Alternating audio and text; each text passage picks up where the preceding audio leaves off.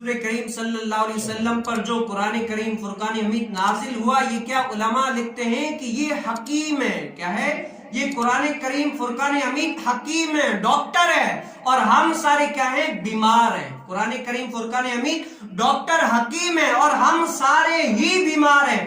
تو بتاؤ کہ اللہ کا قرآن حکیم ہے، اللہ کا قرآن ڈاکٹر ہے، تو بتاؤ ہم سارے بیمار اس سے علاج کیوں نہیں کرواتے؟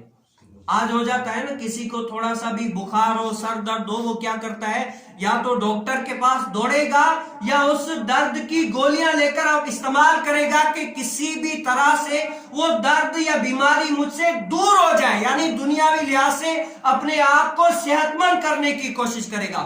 علماء لکھتے ہیں کہ قرآن حکیم ہے، ڈاکٹر ہے، اور ہم سارے بیمار ہیں. تو بتاؤ کہ ہم اس ڈاکٹر سے، اس حکیم سے علاج کیوں نہیں کرواتے؟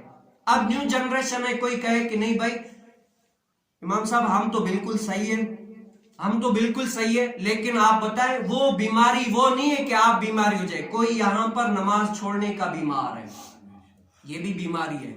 کوئی یہاں پر نماز چھوڑنے کا بیمار ہے، کوئی یہاں پر جھوٹ بولنے کا بیمار ہے، کوئی یہاں پر سود کھانے کا بیمار ہے، کوئی یہاں پر ناپ تول میں کمی زیادتی کرنے کا بیمار ہے، کوئی یہاں پر لوگوں سے غصب کرنے کا بیمار ہے. ہر لحاظ سے معاشرے کے اندر بیمار پڑے ہوئے، لیکن کیا علاج کوئی کرواتا ہے جن کو پتا لگتا ہے کہ یہ قرآن کریم فرقان حمید بڑا ہی ایسا حکیم ہے کہ جس نے اس حکیم سے علاج کروایا تو وہ کامیاب ہو گیا.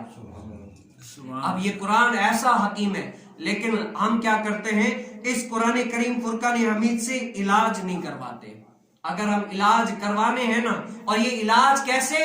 جیسے ہم گولیاں استعمال کرتے ہیں ٹھیک ہونے کے لیے، تو اس حکیم سے نسخہ لینے کے لیے، اس حکیم کو جاننے والوں کے لیے علماء سے ہمیں نسخے لینے پڑیں گے. علماء بتائیں گے کہ ہمیں اگر اللہ کے قریب ہونا ہے تو تمہیں کون سی دوائی لینی ہے.